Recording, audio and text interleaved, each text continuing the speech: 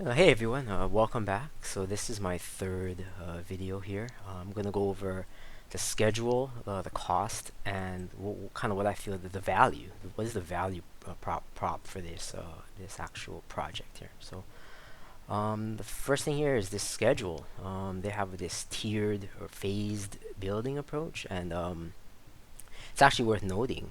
When we were presented this in February, neighborhood board, the slide said that they were going to submit for this project early next year. But right here, it's saying that now they're expected to begin construction within a year. I mean, this is January of next year is the target. So it's coming, sooner than we might have thought. They have these four phases, with the 1 year breakout. And in this report, again, the narrative, they're going to say that, well, it reduces the impact, right? Because it's broken up. Yeah, I don't know, right? I mean, if you're going to bring in the earth movers, is it better to bring them in four times versus one time, me personally, my read on this, my guess as to why it would be this way is that the funding line, so HHFDC, the funding, state funding, with all those incentives, the tax credits, and all of those other things, they do a yearly kind of funding. So, you know, it's convenient to break up the project into yearly, right? It's curious here. So yearly breakup. That way, now you can hit them up. For the first phase, you can maybe make another request for more state funding. This is state tax dollars that are going to these affordable housing projects.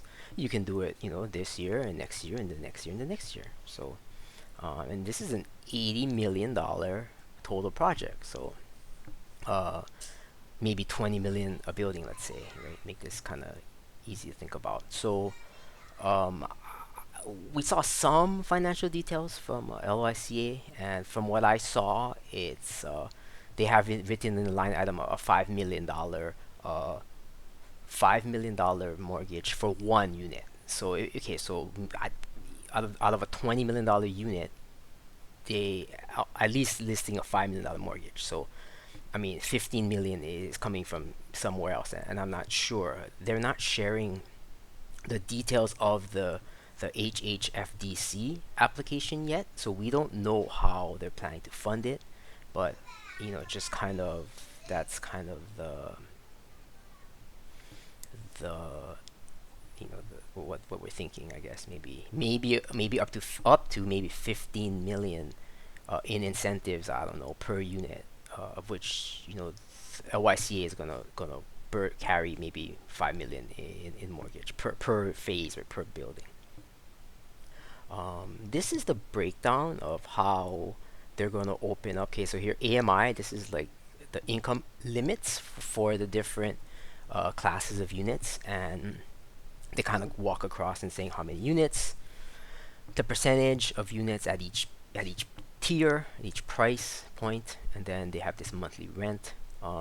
Okay, so a few things I want to note out kind of before I switch over here.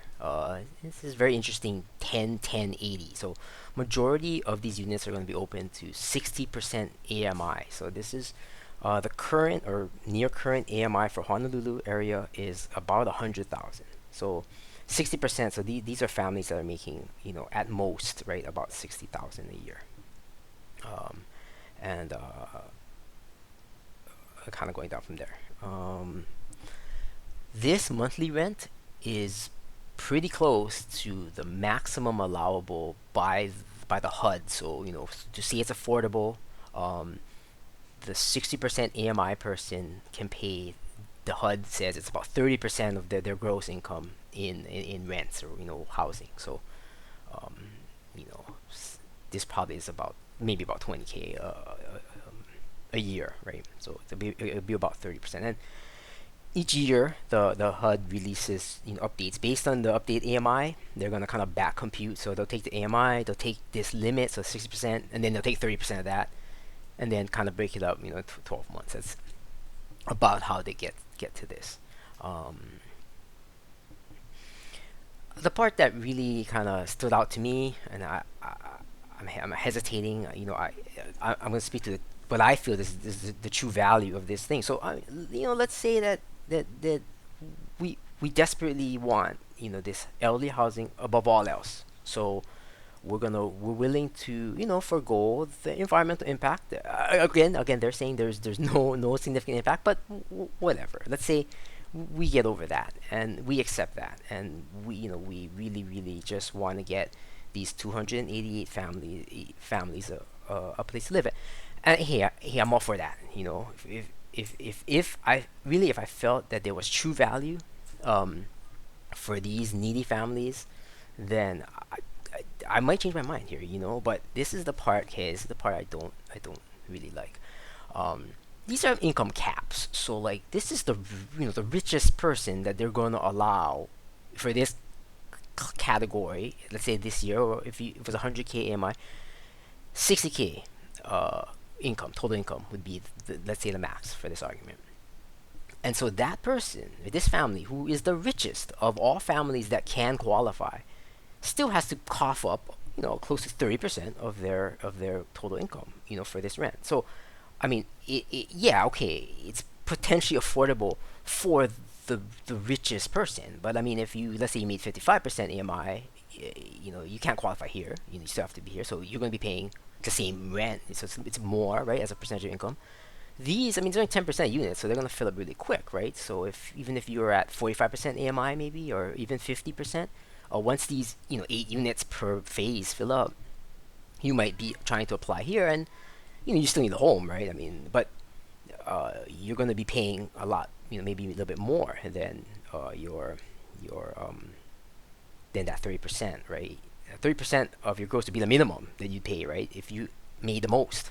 And there's other things behind the scenes here, like when you actually qualify for this housing, you need enough money to pay the rent. So like there's a cap at 60, but under the scenes here, there's kind of a floor. I mean, they're not going to allow somebody making 25K or 30K to maybe qualify up here, because that you might not be able to afford the 20K a year if you're only making 35K. So that's the kind of I don't really, I'm questioning the affordability. And the other thing that really worries me about this is okay, it's opened up to working class, so it's elderly but a little bit younger, right? We're talking about 55 and up. So nah, I hate to be morbid, but I looked up what is the life expectancy. So a 55-year-old is expected to live, just based on like Social Security tables. I'm not 25 to 30 years. Okay, so I mean, somebody that gets in, this thing is built, bam, year one, they're lucky. The waiting list is long, but they get on, and they make the maximum. So they make 59,999 whatever dollars, enough where they're the richest possible applicant. They're right at 60%, 59%. So they pay 30% of their gross income, currently year one. Great. The issue here is that let me show you this picture here. This is AMI, median income for Honolulu. And you can see there's a nice ramp here. This is about 4% a year on average. And these past years, I mean, inflation wasn't ridiculous. So if inflation was 2 or 3%, AMI is 4%. Okay, so what this means, I mean, because the rents, the controlled rents are indexed off of this AMI, I mean, it's fair to think that, these affordable rents are going to be maybe growing by 4%, a year. So this is kind of just some compounding ideas, just to see, hey, okay, so somebody enters year one and they pay that 14.12 a month, kind of like on that table. But they have, I mean, you want them to be able to be there, right? I mean, this should be their home, like, for life here. So in 20 years, I mean, this person's still, I mean, you start at 55, you're only 75 years old, so you're still, you know, you got a long ways to go. I mean, it's not even like, you still want this house, you need this house, 75 years old. So the rent, if you just project it out 4%, might be what we could guess that the HUD might publish in 20 years. They might publish that the rent controlled rent instead of being 1,400 today, it grows, and in 20 years it's gonna be $3,000. Okay, so that means that this this family, who joins this year, and it makes $59,999 or whatever, right? Just enough to qualify, right? Uh, they kind of need some type of income growth. I mean, if without income growth in the 20 years, this family is going to have a hard time paying $3,000 in 20 years. So, you know, it's yeah, yes, technically it's affordable, and yes, technically in each year it is affordable, right? Because you use AMI of that year, but for some, a family that is gonna, we want this family, we want to give them a home that they can rely on, in the long haul here, and I guess I'm not confident that every family that enters in year one, can get this wage growth or income growth. We're also talking about times where, if you're working, let's say you're 55 or under 60, so you're not, collecting Social Security yet, maybe. So these are families that are going to have to make that transition, between working and retired. And I mean, not a lot of, I don't think it's normal, and not a lot of families, maybe get 100% income replacement, or more, when they switch over to Social Security. So, um, it to me, I mean, it's a tough kind of sell. So when you ask, what is the true value here? And when you compare this to another project, like they make the Manoa Gardens, it's a class. I mean, this is like part of the narrative where 30 years ago, Manoa Gardens was heavily contested, but now, it's great. Okay, Manoa Gardens is pretty good. Manoa Gardens is actually arguably more affordable, even today. The rents for their one bedrooms run between 1,000 and maybe 1,300, which sound similar, but their income caps are higher. So it's like 60% is maybe the low one, but then it goes to 80. They might even be 100% AMI. So I guess what I'm saying is somebody paying 1,300 currently at Manoa Gardens for maybe a one bedroom is allowed to make maybe 80K a year. So they're paying less of their total income uh, in this rent. And Manoa Gardens, I believe, is run by the city and county. So I mean, what that means to me is, their charter, right? It's the same county, so they're gonna be providing this service. It's a service to the community. It's like, any other city service. So if costs go up, I mean, it seems like they are trying to keep the rents of much more affordable. They're not at the HUD limits, at Manoa Gardens, for their AMI level. So, you know, there's more chances that it stays like truly affordable. Again, the issue I have with this type of structure, what they're asking for here, this is because the overall control ownership is still going to stay private, right?